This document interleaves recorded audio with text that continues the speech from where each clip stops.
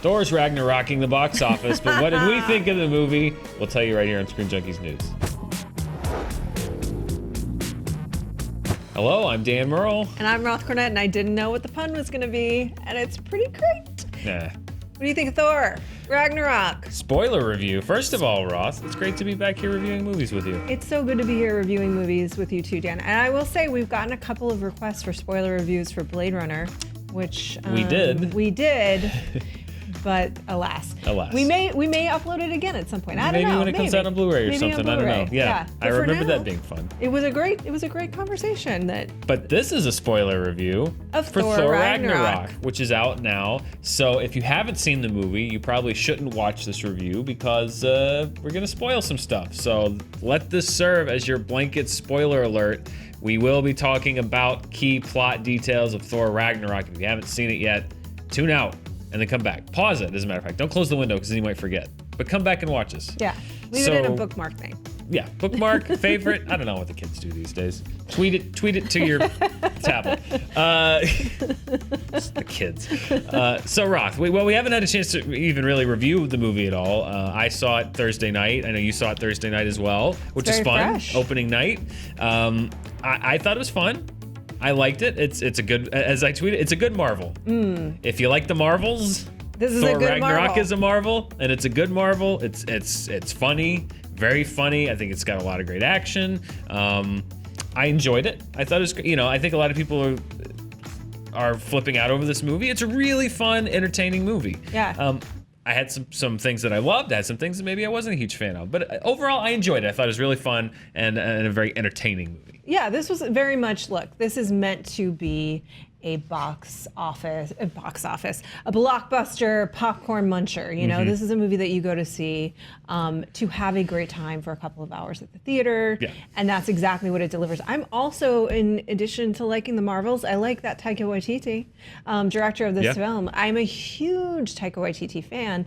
And so I will say that in addition to feeling very much like a Marvel movie, this felt very much like a Taika Waititi movie. It was very much in his tone. Almost more than a Marvel movie. Because one of the things that, I had a couple of moments, and this isn't necessarily a criticism, because I think it was really on a razor's edge in terms of the tone. Taika Waititi frequently does parodies. If you see What We Didn't Do in the Shadows, there's a parody of vampire movies. Yeah. Marvel has typically done a lot of humor, but it also has quite a bit of pathos, right? Yeah.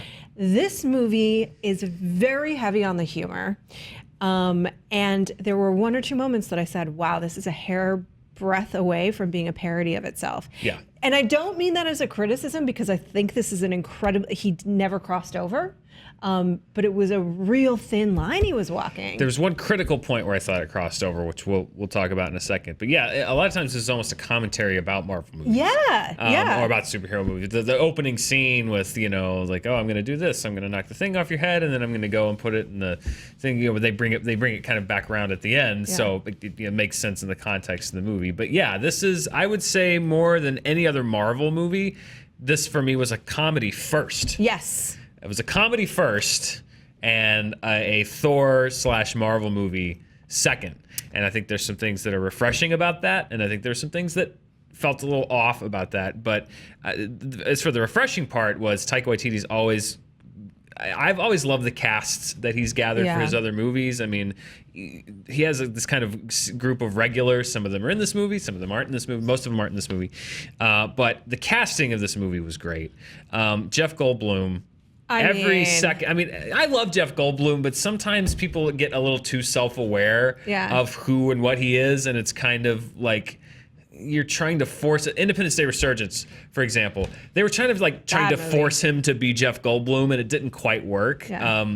This and Portlandia are two things that know who Jeff Goldblum is, and they're just gonna let him do his thing. Yeah, but there was also restraint. I mean, to that point, there was never a point that I thought he was doing sort of the Jeff Goldblum bit. I feel like he really was owning that character as who he is. Right, an oddball. I loved every second with him as well. And I do want to give a little, speaking of people that Taika has worked with quite a bit, Rachel House, who's his kind of henchwoman, is fantastic. She was also wonderful, sort of similar character different enough in Hunt for the Wilder People. Yeah. So if you haven't seen that movie, I highly recommend you do. But every performance in this, I can't say enough things about Cate Blanchett in this movie. Hela. I mean, I don't think we've seen the last of Hela. Yeah, let's talk There's about no way that. we've She's seen the last not of Hela. Dead. She's going to be fighting, I think, with Thanos in a future movie. Yeah, That'd be my guess. My guess is this. Like, tell me if you think this. If Thanos is going to fall in love with anything or anyone, it's her, because I'm in love with her. I would follow her, you know? Yeah, she's the goddess of death. Yeah. Thanos is in love with the death. in love with death. It just makes sense. There's no way that you get rid of her, which is great. It'll be great to see a great Marvel villain in more than one movie. But yeah, she was so just, again, aware of the movie she's in, but not to this point of parody, which I thought was great. I did too. And the other thing that I really enjoyed in terms of the performances, and this is something that Taika Waititi has talked about a lot, it's sort of, and this is where it does get a little tricky. It almost dismisses the other Thor movies. Yes, it's somewhat related, and it comments on them, particularly with Loki, which I want to talk about a little bit. But his main emphasis was to make sure that Thor was the best and most interesting character. And I think he absolutely achieved that, as particularly in two ways. One, Chris Hemsworth is hilarious. Chris Hemsworth is hilarious. He plays on that. Three ways, actually. Two, I gotta say, I love the fact that he didn't ultimately need the extension of himself, that the power which is so classic, was in him all along. And it looks cool. I'm sorry, when he lights up, it looks really cool. When he sparkles. And Jeff Goldblum said that, not me. That looks cool. Yeah. By the way, now that this is a spoiler review, we can say this shot made just for the trailer, because it would have been very much a spoiler if they had done it as it appears in the movie. He has both of his eyes. There is a shot that is in the trailer. JT, I don't know if we have it.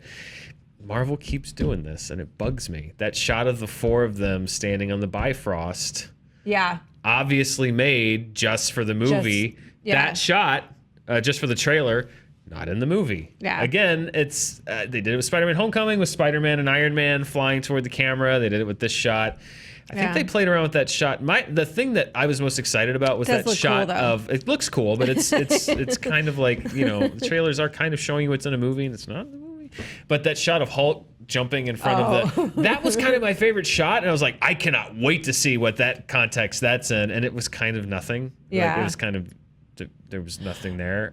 It was in service of a joke, which, again, that was my favorite shot of the trailer. I was like, I can't wait to see what that is, and it was big monster. We'll talk about the jokes, because some were they were great jokes, but I had a few thoughts about how and where they were used sometimes. But I mean, so what I think he did well in terms of that, like I do like this new introduction.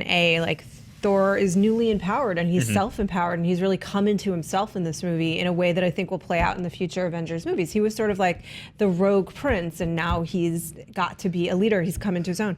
But it also spent a good amount of time humiliating and unmanning Loki, I think, to move us away from the idea that Loki's the more interesting character. And he had a great relationship with Banner and the Hulk. Yeah.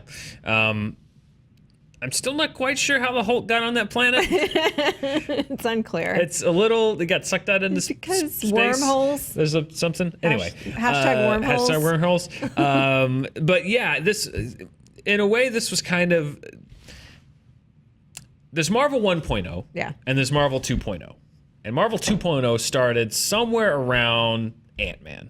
Marvel 1.0, I think, the limitations were reached with Thor 2, Thor the Dark World, and Age of Ultron, where they experimented with very mythological, intertwined storytelling and dealing with the gravity of being a superhero.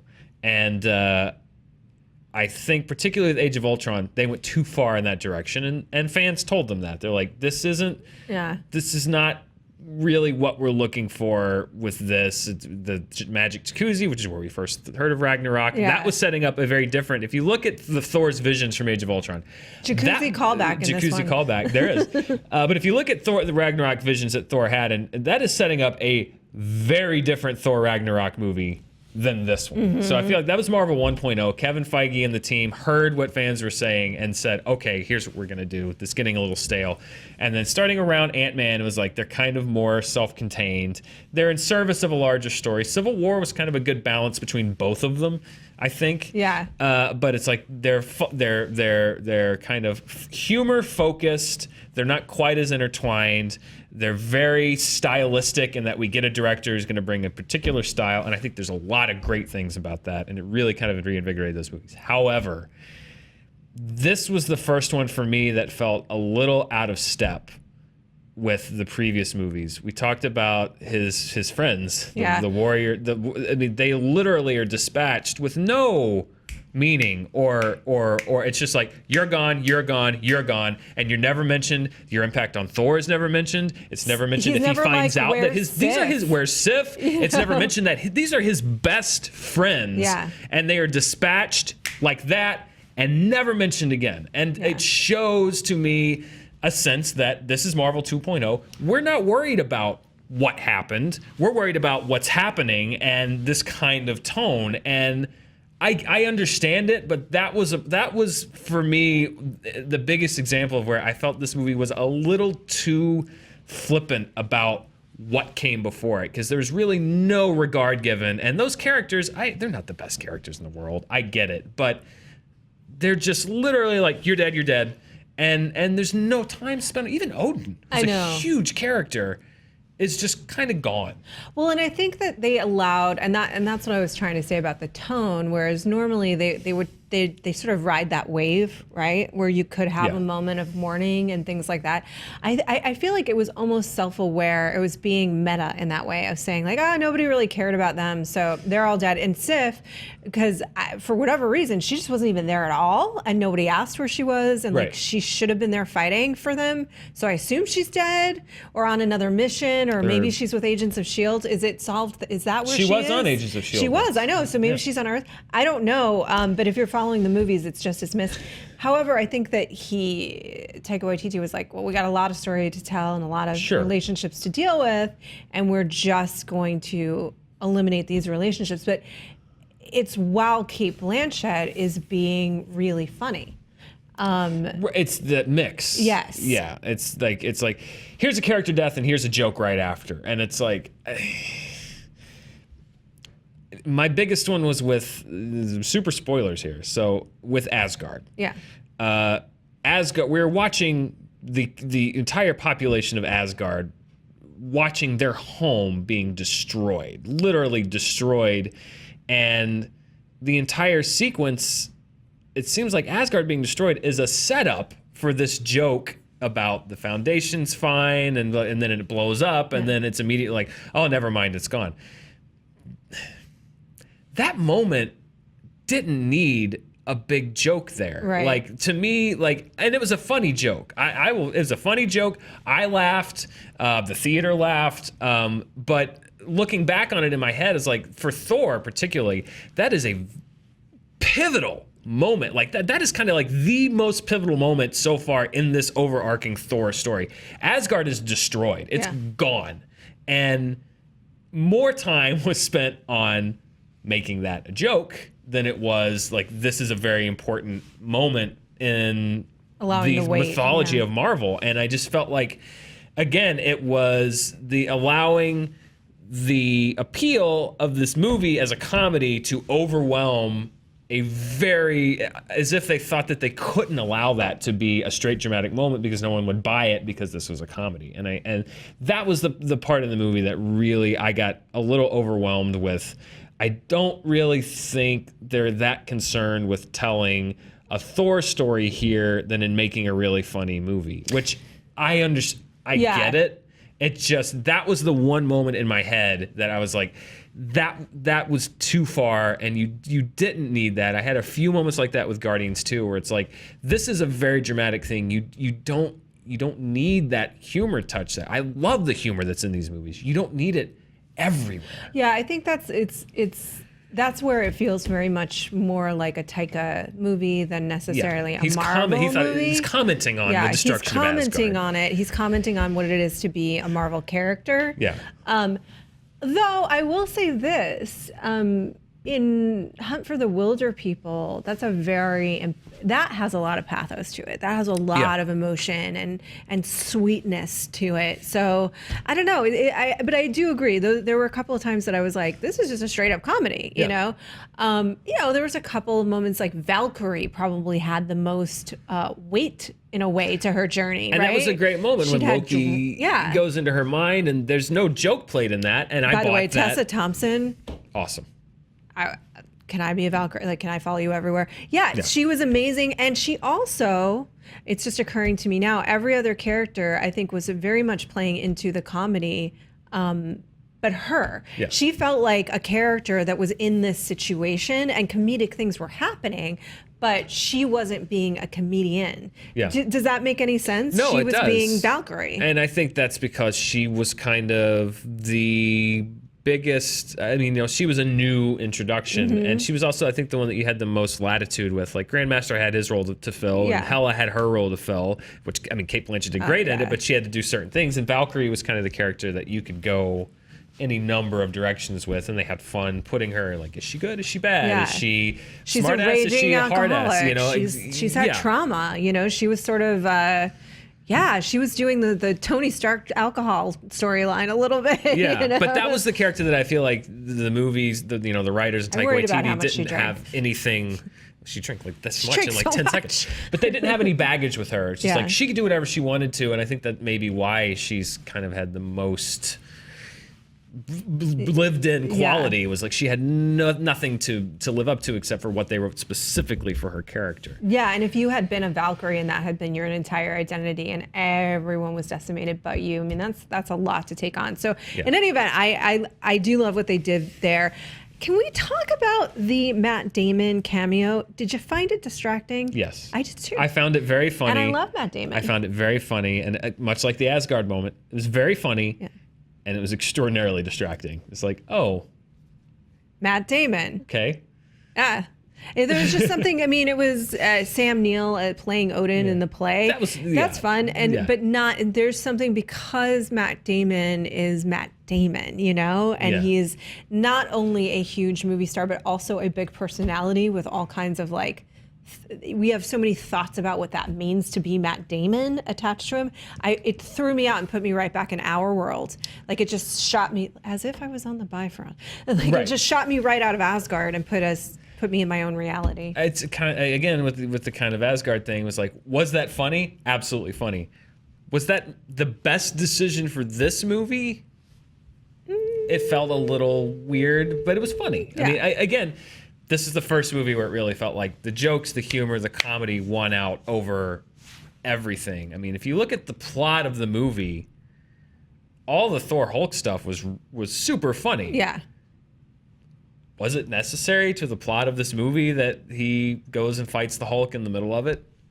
Not really. I mean, he could have just met up with the Hulk and they could, but it was clever, it was funny, it was entertaining, and I did like seeing them fight. I did too, but I mean, but again, like, I feel like if you're plotting the movie from A to B, like, that's kind of a thing. You go here and then you go back to Hela and Asgard in this story, and it's like in Thor's journey and his reconciling with Odin, and then it's like his thing with the Hulk. Like, that's a fun little adventure that you go on in the middle of the movie, and then you go back to this story.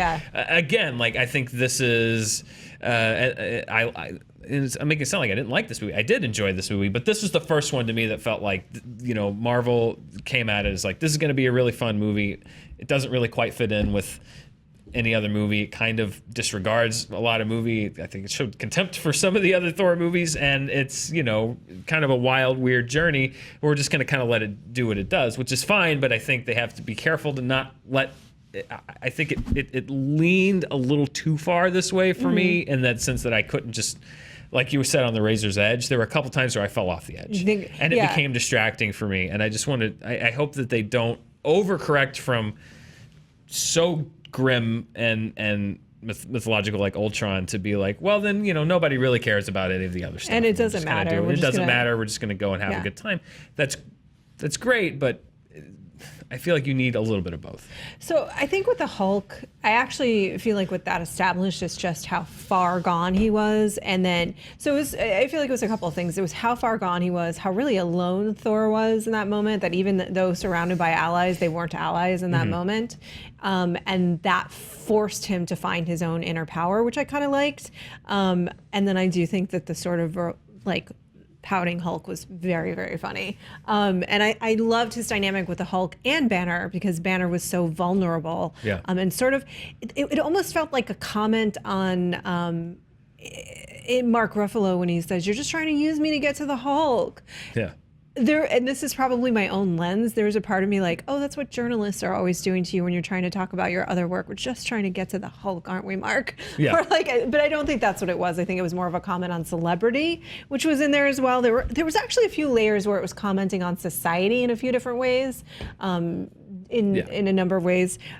Loki. Yes. I did think it was started to get to the point where I understood that he wanted to undercut the idea that Loki was the more interesting and empowered character. But boy, they really spent a lot of time humiliating him and making him look like a coward. Yeah. And then at the end, it became like, well, maybe, and that's the nature of Loki, is like, maybe he's with you, maybe he's not. But they didn't completely eliminate him from the picture either, you know? Yeah. I mean, again, this movie kind of exists, and you could tell. I mean, Taika Waititi, and this is why they got him. They didn't want a Marvel movie. They wanted Taika Waititi to come in and make a Taika Waititi movie, and that's what he did. And that included a take on characters that probably doesn't fit really exactly with the previous movies, but it fits for this movie. So yeah, Loki is kind of a rebirth. Yeah. Now we kind of have there's Marvel 2.0. We now have Loki 2.0, who. They're friends now. And he's a coward, and then they're friends. Maybe. Yeah, maybe. But there's only so many Loki turns on Thors that We you can can't do. do it, I mean, this movie even brought comments up like, comments oh, we on the get fact it. that we get it. You're going to betray him again. So I think by bringing Loki into Thor now, if he betrays him again, it's going to be like, okay. I mean, you've done this a few times already. We get it. Yeah. So yeah, I just. Although that story about like once he transformed himself into a snake, and he knew that was one of the most hilarious moments in the movie. And that little smile that Loki kind of gives, I did that. That was good. Yeah, that was a good one. I think that was a great nod to those characters' history. So it's like, yeah, this isn't totally divorced from what came before, but it was enough that at moments I was like, I feel like the MCU has evolved in the almost next summer it'll be 10 years since it started, and I think that you have growing pains in the middle of that, and I think that this movie has a few of those. It's a movie that I enjoyed. Does it fit exactly with everything? No, it doesn't, but they've kind of said that they want that. They want these weird kind of unique movies, and I think that's what's kept it fresh. Because a Thor 3 that would have been like, I was thinking in my head what the Thor Ragnarok could have been really the one dreary. That they were setting up that would have been in line with the Dark World, the one that they were setting up that would have been in line with Age of Ultron, and I think that potentially could have been really bland and a bunch of green hued fights, and it would have been I've seen this 100 times before. So this was refreshing. This was refreshing and enjoyable and funny. There were some moments where I thought they went too far with the humor. It doesn't quite fit in with the Thor movies that before. However, it's still a movie that I enjoyed, and then it's Spencer J. Goldberg put it very succinctly. I think we were talking about Marvel movies a while ago. It's another great episode, or another really fun episode of a TV show that I like. Yeah, that's where I am with Marvel right now, and Spencer put it perfectly. So. I would agree. I think this is a really strong comedic episode. Yeah. And is it a bottle episode across the universe? It would be pretty much a bottle episode. In a way it is, yeah. And it's one that I'll be honest, I'm probably going to see it again this weekend. I saw it once and I may see it again this weekend. Because I'm such a Taika Waititi fan. I'm such a fan of his particular brand of humor. So that's going to be the thing that maybe gets me, and my God, Cate Blanchett, gets me into the theater again. But I agree with all of those assessments. What do you guys think in terms of like riding the line? Yeah. What do you guys think? Did you love it? Is this your favorite Marvel movie yet? Do you have similar concerns? What would you like to see next from Marvel? And from us, we're going to be talking about movies every single week. Movies, and more movies. And TV shows. And TV shows. And news. All kinds of all stuff. kinds of stuff. You name Stay it. tuned. We're going to talk about it. We're going to do the things. I'm Roth Cornet. I'm Dan Murrell. Thanks for See watching. you next time. Click here for more awesome Screen Junkies news and click the logo to subscribe.